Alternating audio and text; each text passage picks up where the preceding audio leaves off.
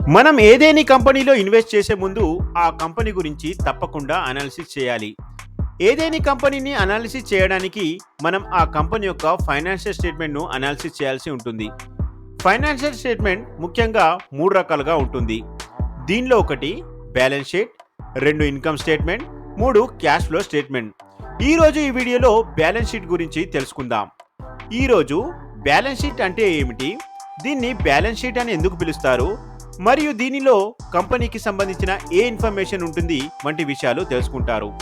Hello, welcome to profit trading academy. ఇక్కడ stock market గురించి basic నుంచి అడ్వాన్స్ వరకు A to Z విషయాలు ఈజీ లాంగ్వేజ్లో తెలుసుకుంటారు. రండి బ్యాలెన్స్ షీట్ గురించి తెలుసుకుందాం. బ్యాలెన్స్ షీట్ ఒక ఫైనాన్షియల్ స్టేట్మెంట్. దీన్ని ప్రతి కంపెనీ ఫైనాన్షియల్ ఇయర్ ఎండ్ అయ్యేటప్పటికి తయారు చేస్తుంది. మరియు కంపెనీలు ముఖ్యంగా బ్యాలెన్స్ షీట్ను తన యాన్యువల్ రిపోర్ట్లో చూపిస్తాయి. బ్యాలెన్స్ షీట్ మనకు ఒక కంపెనీకి సంబంధించిన 3 విషయాల గురించి ఇన్ఫర్మేషన్ ఇస్తుంది. ఒకటోది అసెట్స్, అంటే కంపెనీ దగ్గర ఏ ఎకనామిక్ వాల్యూ గల వస్తువులు ఉన్నాయి. రెండవది లయబిలిటీస్, అంటే కంపెనీ ఎంత అప్పు తీసుకుంది. మరియు మూడవది షేర్ హోల్డర్స్ ఈక్విటీ, అంటే కంపెనీ యొక్క షేర్ హోల్డర్స్ యొక్క ఎంత అమౌంట్ కంపెనీ దగ్గర ఇన్వెస్ట్ అయి ఉన్నది. షేర్ హోల్డర్స్ ఈక్విటీని మనం ఓనర్స్ ఈక్విటీ లేదా ఈక్విటీ లేదా కంపెనీ యొక్క నెట్వర్క్ లేదా బుక్ వాల్యూ అని కూడా అంటాము. ఈ విధంగా బ్యాలెన్స్ షీట్ మనకు ఫైనాన్షియల్ ఇయర్ ఎండ్ అయ్యేసరికి కంపెనీ యొక్క అసెట్స్, లయబిలిటీస్ మరియు షేర్ హోల్డర్స్ యొక్క ఈక్విటీ గురించి తెలుపుతుంది.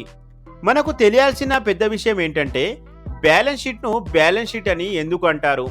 అసలు బ్యాలెన్స్ పదం యొక్క అర్థం ఏంటి? బ్యాలెన్స్ షీట్ను 2 విభాగాలుగా విభజించి చూడొచ్చు. ఒకటో దాంట్లో మనం యాసెట్స్ని చూపిస్తాము మరియు రెండో దాంట్లో ఈక్విటీ మరియు లయబిలిటీస్ గురించి చూపిస్తాము. ఈ 2 విషయాల వాల్యూ ఎల్లప్పుడూ సమానంగా ఉంటుంది. అంటే కంపెనీ యొక్క అసెట్స్ మరియు కంపెనీ యొక్క ఈక్విటీ మరియు లయబిలిటీస్ 2 కూడా ఎప్పుడైనా బ్యాలెన్స్లో ఉంటాయి. దీనివల్లనే బ్యాలెన్స్ షీట్ను బ్యాలెన్స్ షీట్ అని పిలుస్తారు. దీన్ని మనం ఈక్వేషన్లో రాసుకున్నట్లయితే assets is equal to equity plus liabilities. ఈ ఈక్వేషన్నే బ్యాలెన్స్ షీట్ ఈక్వేషన్ అని పిలుస్తారు. బ్యాలెన్స్ షీట్ను ముఖ్యంగా 2 పద్ధతుల్లో తయారు చేస్తారు. ఒకటవది హారిజాంటల్ బ్యాలెన్స్ షీట్, రెండవది vertical balance sheet. Horizontal balance sheet ముఖ్యంగా 2 పద్ధతుల్లో విభజించబడి ఉంటుంది. దీనిలో లెఫ్ట్ సైడ్లో అసెట్స్ ఉంటాయి మరియు రైట్ సైడ్లో ఈక్విటీ మరియు లయబిలిటీస్ 2 ఉంటాయి. అదే వర్టికల్ బ్యాలెన్స్ షీట్లో బ్యాలెన్స్ షీట్ వర్టికల్గా 2 భాగాలుగా విభజించబడి ఉంటుంది. మొదటి భాగంలో జనరల్గా అసెట్స్ ఉంటాయి. దాని కింద రెండవ భాగంలో ఈక్విటీ మరియు లయబిలిటీస్ 2 ఉంటాయి. దాదాపు అన్ని కంపెనీలు వర్టికల్ బ్యాలెన్స్ షీట్ను తయారు చేస్తాయి. రండి అసెట్స్, లయబిలిటీస్ మరియు ఈక్విటీ ఈ 3 విషయాల గురించి జాగ్రత్తగా అర్థం చేసుకుందాం. కంపెనీలు తమ బ్యాలెన్స్ షీట్లో అసెట్స్ని 2 భాగాలుగా విభజించి చూపిస్తాయి. ఒకటవది కరెంట్ అసెట్స్, రెండవది non current assets. Non current అసెట్స్ని లాంగ్ టర్మ్ అసెట్స్ అని కూడా అంటారు.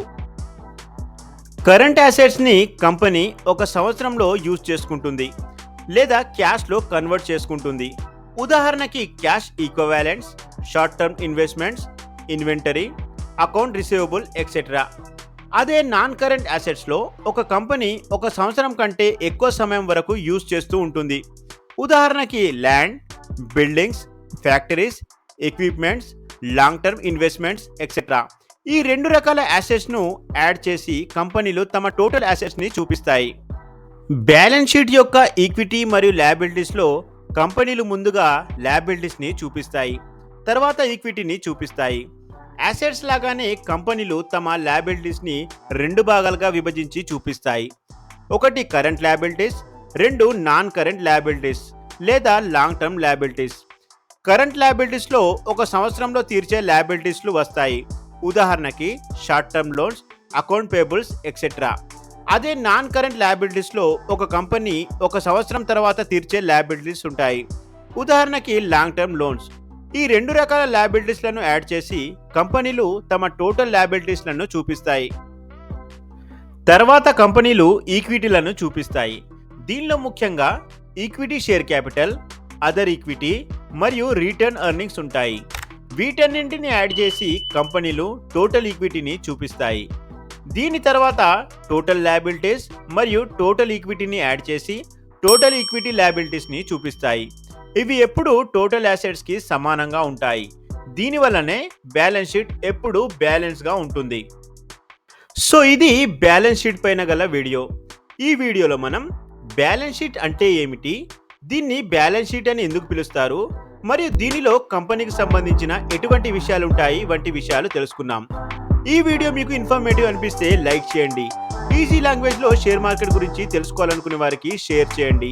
మరిన్ని వీడియోల కోసం సబ్స్క్రైబ్ చేసుకోండి. Thanks for watching.